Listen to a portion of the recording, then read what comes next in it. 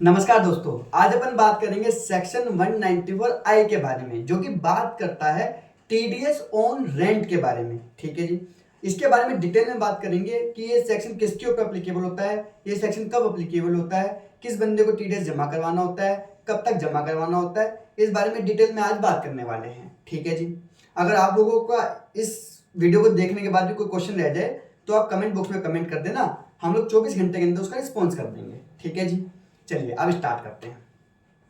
Section 194 आई ये बात करता है, अगर आप किसी को भी पेमेंट करते हैं जो कि इंडियन रेसिडेंट है, रेसिडेंट का मतलब हमने पिछले वीडियो में चेक किया था, आप उसको जाके चेक कर सकते हैं अगर आपको रेसिडेंट का मतलब नहीं पता।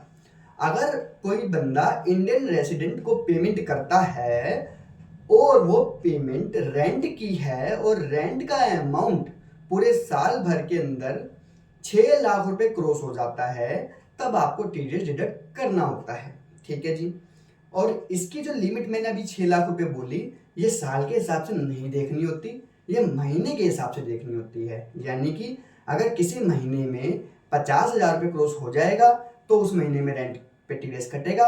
अगर किसी महीने में 50,000 रुपये क्रॉस नहीं हुआ तो रेंट पे टीडीएस नहीं कटेगा। ठीक है जी, आ गई बात समझ में।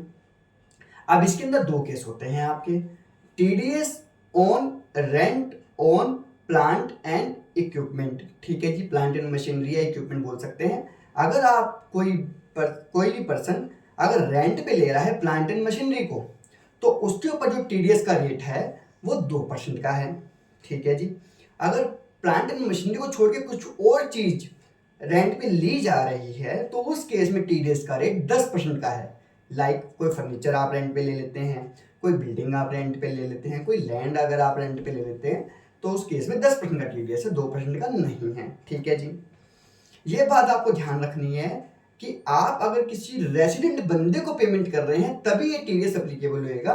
अगर आप किसी नॉन रेसिडेंट को पेमेंट कर रहे हैं तो सेक्शन 194 आई अप्लीकेबल नहीं होएगा आपके ऊपर। ठीक है, अब अपन बात करते हैं क्या ये सबके ऊपर अप्लीकेबल है। तो ये सबके ऊपर अप्लीकेबल है, इसके अंदर कोई लिमिट नहीं दी गई। लेकिन अगर आप इंडिविजुअल या एचयूएफ हैं तो उस केस में सेक्शन 194 अप्लीकेबल तभी होएगा जब आपकी पिछले साल की सेल 1 करोड़ से ज्यादा की है। ठीक है जी, आ गई बात समझ में। यानी कि अगर आप 25-26 की बात कर रहे हैं तो 24-25 के अंदर आपकी सेल 1 करोड़ क्रॉस अगर आपकी हो चुकी है तो 25-26 के अंदर आपको टीडीएस डिडक्ट करना कंपलसरी है, अगर आप किसी को रेंट की पेमेंट कर रहे हैं किसी एक महीने में 50,000 रुपए से ज्यादा की।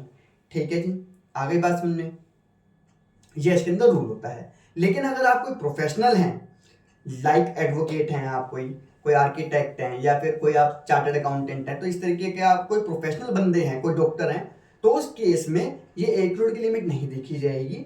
उस केस में जो लिमिट देखी जाएगी वो 50 लाख रुपए की लिमिट देखी जाएगी। यानी कि अगर आपकी टर्नओवर 50 लाख क्रॉस हो जाती है तो आपको टीडीएस डिडक्ट करना पड़ेगा, अगर आप रेंट पे कर रहे हैं 50,000 रुपए से ज्यादा का। ठीक है जी, रेट मैं आपको समझा चुका हूँ, 2% और 10%। 2% प्लांट एंड मशीनरी केस में, और प्लांट एंड मशीनरी को छोड़ के बाकी जो भी बच गया उस पर 10% का रेट है। ठीक है जी, आ गई बात समझ में। ठीक है जी, अब अपन आगे बात करते हैं। अगर आपकी कोई फर्म है, कंपनी है या कोई सोसाइटी है, उस केस में टीडीएस पहले अमाउंट से ही आपको कट करना पड़ेगा। यानी कि आपके ऊपर ये अप्लीकेबल बन जाएगा। आपको ये चीज चेक करने की जरूरत नहीं है कि आपकी टर्नओवर कितनी थी, बस आपको ये चेक करना है कि क्या आप रेंट की पेमेंट 50,000 रुपये से ज़्यादा कर रहे हैं या नहीं कर रहे। ठीक है जी, आ गई बात समझ में। अब दूसरी बात करते हैं। अब टीडीएस तो अप्लीकेबल हो गया आपके ऊपर, ये तो समझ में आ गया आपको। अब एक जमा कब करवाना है।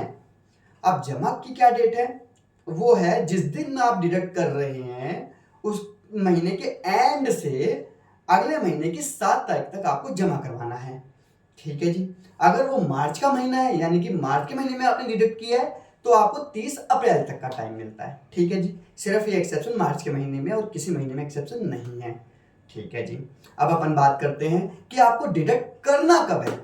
यानी कि मतलब क्या हुआ इस बात का कि सर हमारा ड्यू तो हो गया उस महीने का अमाउंट, लेट्स सपोज रेंट है, रेंट आप एक महीने बाद पे करते हैं किसी को, तो उस महीने का रेंट ड्यू हो गया, अप्रैल के महीने का रेंट ड्यू हो गया 30 अप्रैल को जाके। तो क्या आपको 30 अप्रैल को डिडक्ट करना है, या फिर जब आप पेमेंट कर रहे हैं, लेट्स सपोज 7 मई को आप पेमेंट कर रहे हैं, तो क्या 7 मई को डिडक्ट करना है, क्योंकि जमा भी उस हिसाब से होगा जिस महीने में आप डिडक्ट करोगे उससे अगले महीने की 7 तारीख तक आपको जमा करना है। अगर आपका अप्रैल में डिडक्ट करना है तो 7 मई तक जमा होएगा, और मई में डिडक्ट करोगे तो 7 जून तक होएगा। तो क्वेश्चन ये आता है कि आपको डिडक्ट करना कब है।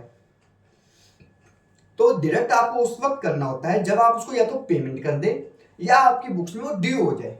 ठीक है जी, अगर आप पेमेंट कर देंगे तब भी आपको डिडक्ट कर लेना है, और अगर ड्यू हो गया आपकी बुक्स में, आपने पेमेंट नहीं की, तब भी आपको डिडक्ट कर लेना है। यानी कि बुक्स में अगर वो आ गया, चाहे डिडक्ट के थ्रू आए, मतलब सॉरी, चाहे पेमेंट के थ्रू आए या एक्रूअराइज के थ्रू आए, अगर आपकी बुक्स में खर्चा डल गया या आपने पेमेंट कर दी उसकी, तो आपको डिडक्ट कर लेना है।